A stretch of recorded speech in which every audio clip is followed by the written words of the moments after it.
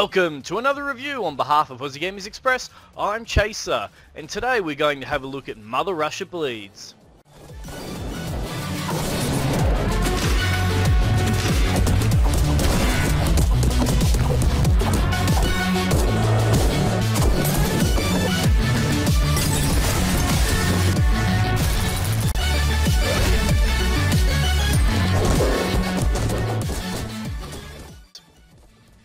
Now, this is a beat-em-up style game where you walk to the right and you beat the crap out of anything that comes on the screen.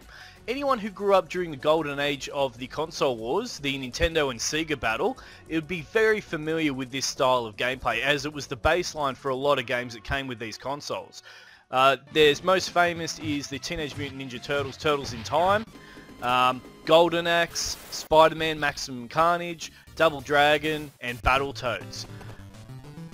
So you might be thinking, why play this game if I've played all these other games? The truth is, it is a bit of a nostalgia. You will have nostalgia goggles on for this one.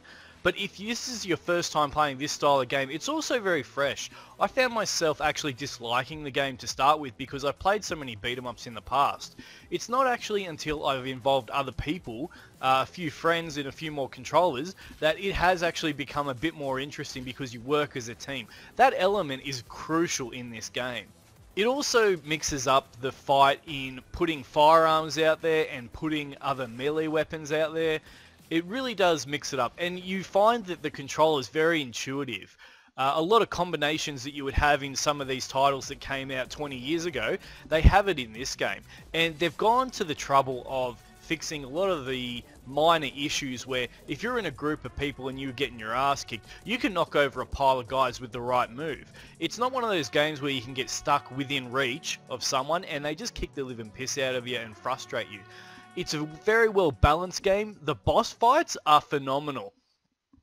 I've got to say, I haven't had so much fun in certain boss fights for this element. Usually it's just a punch fest where you just got to punch, punch, punch, but each one has a different strategy and tactic. Now, one of the other things to talk about is control. How do I like to play it? I like to play it with my Xbox controllers. I like to give someone a controller, give them a comfy seat, and we sit down and we play games. You can do that on a PC or you can do that via television, depending on your setup. Now, the last thing to talk about is price. Is it worth the money? Now, currently it's for about $20 Australian without any discount off Steam. But I managed to pick it up on a Steam sale at 40% off, which went for just under $12 Australian. Now, for me, that's incredible value for this level of game. It's really well produced and it's got a really good longevity in it.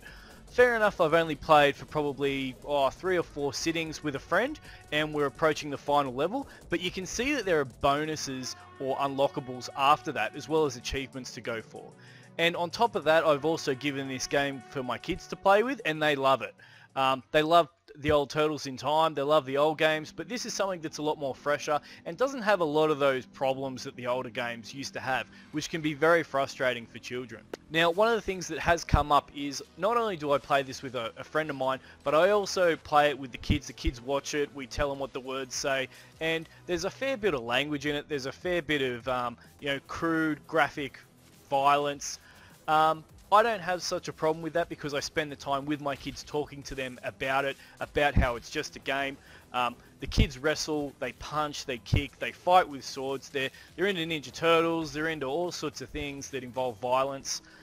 So I don't find it a big problem to expose them to something like this and go, look, it's a game, it's fun, that's what it's supposed to be and it's in the right context. If you're going to just provide this to your children of any age and leave it up to them on what they're going to feel about it and what they're going to learn from it, you're probably going to be in for a bit of a sore time.